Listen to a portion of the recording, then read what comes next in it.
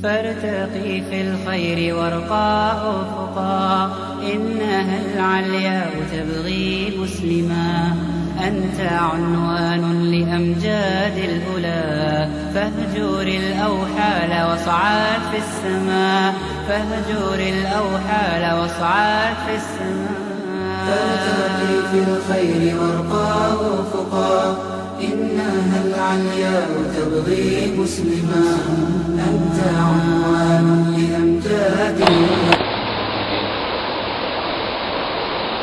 أعوذ بالله من الشيطان الرجيم بسم الله الرحمن الرحيم أرأيت الذي يكذب بالدين فذلك الذي يدعو اليتيم ولا يحض على طعام المسكين فويل للمصلين الذين هم عن صلاتهم ساهون الذين هم يراءون ويمنعون الماعون صدق الله مولانا العظیم.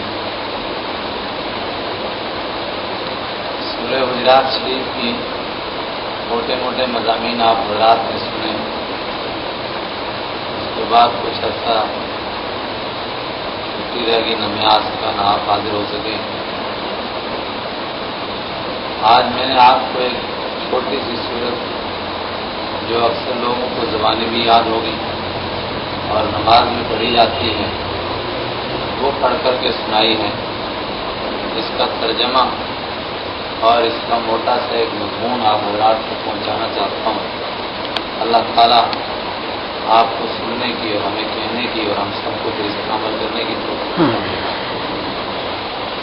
اس صورت پاک کا نچوڑ یہ ہے، ہمارا رب کہتا ہے خالق کائنات، مالک کائنات، رب جہاں، عالم الغیب والشہادہ، جو گزر چکا اس کا بھی جاننے والا، جو آنے والا ہے اس کا بھی جاننے والا، جو موجود ہے اس کا بھی جاننے والا، جو نظر آتا ہے اس کو بھی جاننے والا اور جو ہم کو نہیں نظر آتا اس کا بھی جاننے والا، جس کے علم کے مقابلے میں ساری کائنات کا علم اور کائنات کو علم بھی اسی نے دیا ہے.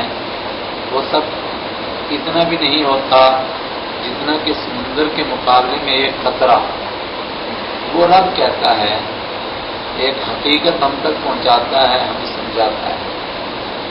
انسان کو سیدھے راستے پر قائم رکھنے کے لیے، انسان کو بیلنس میں رہنے کے لیے، اعتدال پر رہنے کے لیے، انصاف پر رہنے کے لیے، اپنی زندگی میں سدھار لانے کے لیے ایک ہی طریقہ ہے کہ وہ اپنے مالک کی عدالت کو مان لے اور زندگی یہ سوچ کر کے گزارے کہ میں گزرگاہ میں ہوں، ایک راستے سے گزر رہا ہوں جس کی آخر کبھی نہ کبھی شام ہو جائے گی اور پھر میری آنکھ وہاں کھلے گی جہاں خدا کی عدالت ہوگی. میں ایک مجرم بن کر پیش ہوں گا، میری زندگی کا سارا ریکارڈ میرے ساتھ ہوگا، ایویڈنس میرے خلاف ہوں گے، گواہ میرے خلاف ہوں گے. ایسے وقت میں اپنے مالک کو کیا منہ دکھاؤں گا؟ جب انسان کو یہ احساس ہوتا ہے، انسان اس دن کو مانتا ہے، پھر رات کی اندھیری میں بھی وہ سیدھے راستے پر قائم رہتا ہے. اکیلے کمرے میں بیٹھ کر بھی وہ کبھی گندی بات، برے خیالات سوچ نہیں سکتا.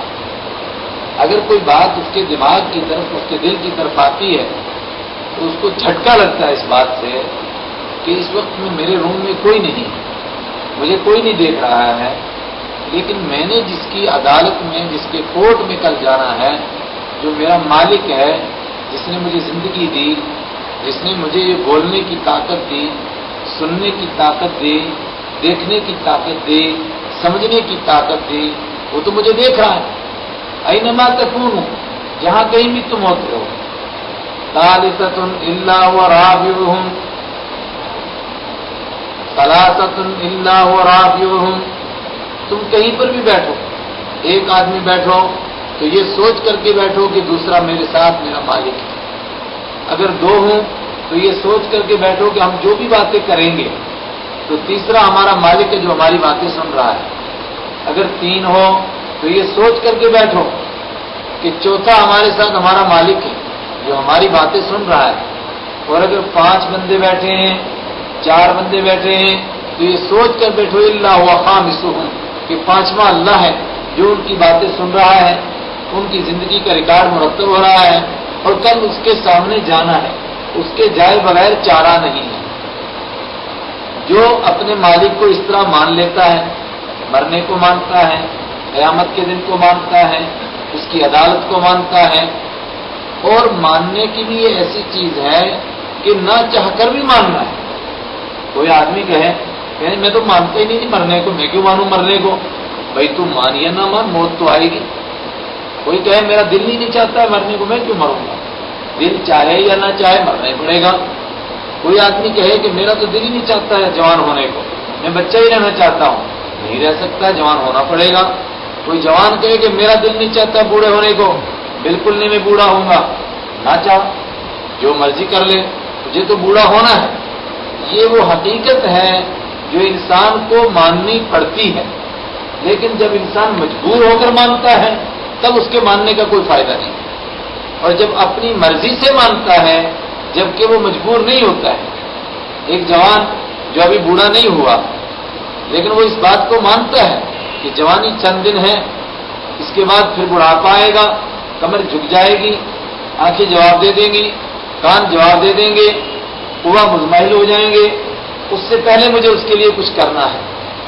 اگر وہ اس بات کو مان لیتا ہے تو اس کا یہ ماننا اس کے لیے مفید ہے، اور اگر نہیں مانتا ہے تو ماننا پڑے گا، مگر اس وقت میں اگر مانے گا تو ماننے کا کوئی فائدہ نہیں ہوگا۔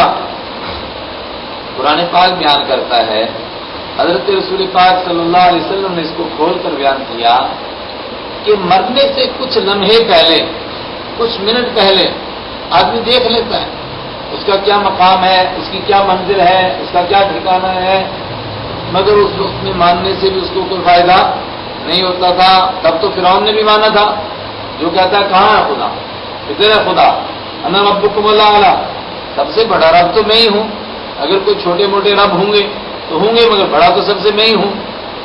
لیکن ایک جھٹکا لگا، کیا کہا اس نے، اللہ الہ، کوئی خدا نہیں سوائے اس ایک خدا کے، اس خدا کے جس کو موسیٰ علیہ السلام مانتے ہیں، جس کو ہارون علیہ السلام مانتے ہیں، جن کو بنی اسرائیل مانتے ہیں۔ الآن وقد عصیت قبل، اب مانتا ہے، اس سے پہلے نافرمانیاں کرتا رہا، اب ماننے کا کوئی فائدہ نہیں۔ تو اگر آدمی اس کی عدالت کو مان لے تو اسی سے اس کی زندگی میں بھی سدھار آتا ہے،